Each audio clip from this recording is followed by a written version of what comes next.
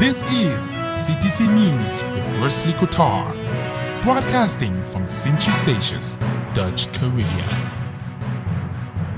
Sponsored by UTLNV, Windward Island Bank, Kodo's Purchasing Services, and Duggins Shopping Center.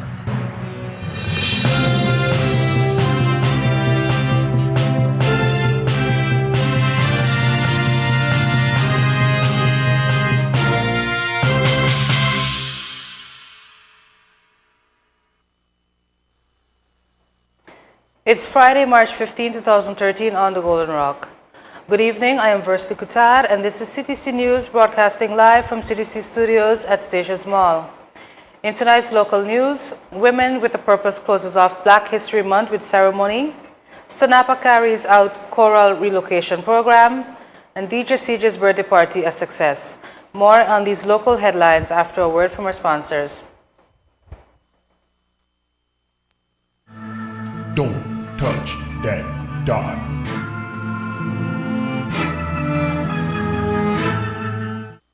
To advertise your business or promote events, contact us at CTC on 318-1627, 318-4664, or 318-4453. CT Creativity, where creativity stands out.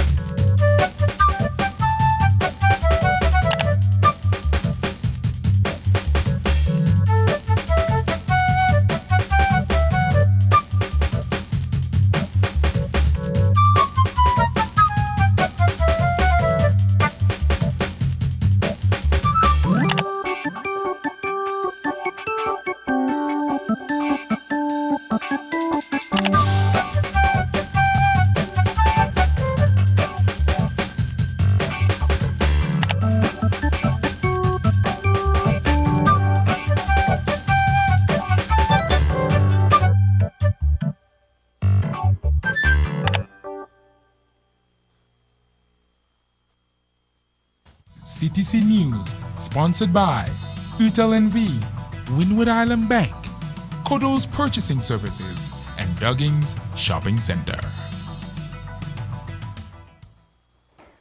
Foundation Women with a Higher Purpose closed off Black History Month with a cultural tea party which brought back the good old days of Statius past.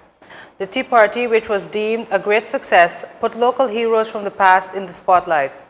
Persons of different nationalities, dressed in their country's wear, presented their nation's culture in form of song, dance, etc. The foundation presented a plaque of recognition to the Duggins family for building a successful supermarket business through determination and hard work and dedication, not only in Statia, but also in Anguilla and St. Kitts. The business was founded by the late Darrell C. Duggins. On behalf of the Women with a Higher Purpose, Philomena Bradshaw handed over the plaque to Louise Gums Duggins. Statius National Marine Park, Stanapa, is continuing with its coral relocation program due to the potential harbor expansion in Gallows Bay, Crooks Castle area. The marine park surrounds the entire island of Sint-Eustatius to the 30-meter depth contour, Marine Park Manager Jessica Burkle said. Marine Park Ranger Anna Mites said in the potential harbor expansion, several hard corals were found, like critically endangered species such as the elkhorn corals, soft corals, spongefish, and invertebrates. Coral populations worldwide are plummeting in numbers due to different reasons such as higher ocean temperatures, ocean acidification, pollutants, and coastal developments. Stanapa decided to move the corals since several of the corals in the area are threatened in higher abundance than in other areas of the marine park. In January, the preliminary survey started for the relocation of the corals to an area in close vicinity where the original corals have been growing. Mites explained that the technique being used for this coral relocation is coral fragmentation, or preferably moving the entire coral piece and anchor and secure the coral to its new location. There are several risks when transplanting corals, and there is no guarantee that all of the coral fragments will survive the relocation. Corals are very sensitive to changes and different stressors such as handling, sedimentation, fragmentation, predation, temperature fluctuations, and wave actions. Sanapa believes even though there are several risk factors involved with transplanting the corals, the risk should be taken since the corals would have no chance of survival at all if they are not removed from the expansion area. There are already signs of coral loss, probably from the high amount of sedimentation present in the expansion area. The work is very time-consuming and requires many manpower hours in the water, which is done on a daily basis by Mites and the staff of the marine park. The coral relocation program will be ongoing until the hurricane season starts in June. The voice of your morning time radio, Celia Lady CJ De Jesus, celebrated her birthday on Thursday in grand style. It was morning time radio on 101.9 with a twist. That twist was a birthday celebration where the invited guest was the ones to receive the gifts. With a number of quizzes, Lady CJ treated the listening audience to great music, tasty treats, and also a number of giveaway prizes. Fans called in not only to participate in the quizzes, but also to wish Lady CJ a happy birthday. The general public was invited to stop in at the festively decorated studio where they could pick up a treat on compliments of Lady CJ. Cakes were won, a special CTC cup, and a radio were among Thursday's giveaway. There was a singing competition for the best happy birthday song rendition. Lady CJ wishes to thank the listening audience for their participation and making her birthday celebration an extra special success as she recounts the numerous calls, emails, and messages she received from her fans, friends, and family alike. Up next in regional news, Barbados to encourage death penalty dialogue, St. Kitts and Nevis and Switzerland to strengthen diplomatic relations. More in regional news and later international news as we return from a short break. Don't touch that dot.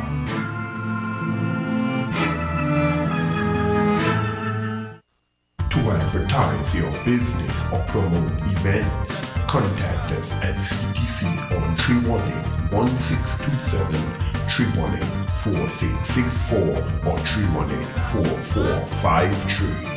CT Creativity, where creativity stands out.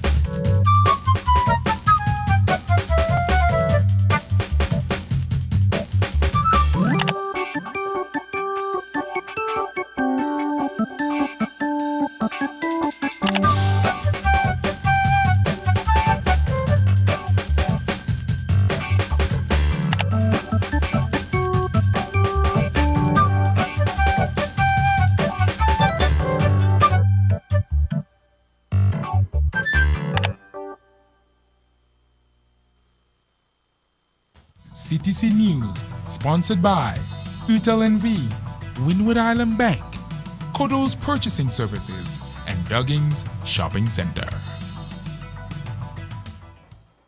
Welcome back. If you're just joining us, we have reached our regional segment for this evening.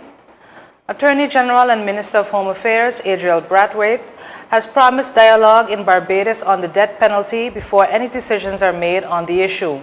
But he has indicated that any decision to have a moratorium on the death penalty until the conclusion of those dialogues was one that would have to be made by Cabinet. Brathwaite was speaking during a recent courtesy call by Baroness Patricia Scotland of the UK all-party parliamentary group, and former President of Switzerland and member of the International Commission Against the Death Penalty, Ruth Dreyfus. The Attorney General said he was concerned about the matter and intended to lead debate on the issue. In the interim, he stated that there was a recognized link between poverty and crime, domestic violence, and murders. The goal is to reduce the incidence of domestic violence, murder, and the crime rate in this country, Brathwaite added. In order to make this a reality, he noted that reforms to the juvenile justice system, the domestic violence legislation, and family law were high on the agenda. However, he made it clear that he was not saying the ultimate goal would be the abolition of death penalty. The Baroness pointed out that records indicated that for states which had abolished the death penalty, the murder rate dropped, while those who retained it saw the murder rate continuing to escalate. She added that there were also financial benefits of abolishing the death penalty. Dreyfus also pledged to give assistance where required to support the debate and to bring ideas on board. Barbados has continued to vote against the biennial UN General Assembly resolution on the moratorium on the use of the death penalty. Further in regional news, St. Kitts and Nevis and Switzerland have agreed to strengthen their relations in several areas. Ambassador Extraordinary and Plenipotentiary of Switzerland to St. Christopher and Nevis, Line Leon Pernette, presented her credentials to Governor-General Sir Edmund Lawrence prior to the courtesy call on the Federation's Prime Minister, Dr. Denzel Douglas. Discussions centered on the local, regional, and international economic and financial conditions. Training and renewable energy, including geothermal, wind, and solar, were also discussed. She also met with St. Kitts and Nevis Minister of Foreign Affairs, Patrice Nisbet, and Permanent Secretary in the Ministry of Foreign Affairs, Elvis Newton.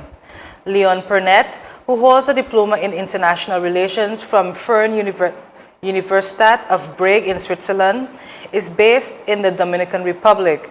She began working in the Swiss Federal Department of Foreign Affairs and was trained in Bern, Switzerland, and Lima, Gapore, Buenos Aires, Argentina, Luxembourg, New York, Bangkok, and Thailand. Her accreditation to St. Kitts and Nevis took place in February 2012. In international news, device keeps liver alive outside body in medical first. A donated human liver has been kept alive, warm, and functioning outside a human body, being on a newly developed machine, and then successfully transplanted into patients in a medical world's first. A British team of doctors, engineers, and surgeons announcing the achievement on Friday said it could be common practice in hospitals across the developed world within a few years, up to the doubling the number of livers available for transplant. So far, the procedure has been performed on 2 patients on Britain's liver transplant waiting list, and both are making excellent recoveries, the medical team told a news conference. Currently, livers destined for transplant are kept on ice in a process which cools them to slow down their metabolism and does not keep them functioning as they would inside a body. This system has worked for several decades, but can also often lead to livers becoming damaged and rendered unfit for use in patients who need them. Surgeons say keeping livers on ice beyond 14 hours starts becoming risky, although they can last up to 20 hours. Hepatitis infection, alcohol abuse, and drug-induced cholestasis, a blockage in the flow of bile from the liver, can all cause liver failure. Some patients with liver cancer can also benefit from a transplant. Around 13,000 liver transplants are carried out each year in Europe and the United States, but there is a combined waiting list of around 30,000 patients who need a new liver. Experts say up to a quarter of these patients die while they are waiting. At the same time, more than 2,000 livers are discarded every year because they are either damaged by oxygen deprivation or do not survive the cold preservation process. The new technology developed by Cusios, together with Peter Friend, director of the Oxford Transplant Center, preserves the liver at body temperature and perfuses it, supplying it with oxygenated red blood cells to keep it alive. These first clinical cases confirm that we can support human livers outside the body, keep them alive and functioning on our machine, and then, hours later, successfully transplant them into a patient. Up next, your 3-day weather forecast for the islands of Statia, Saba, and St. Martin. Details on local weather conditions on these 3 islands right after this.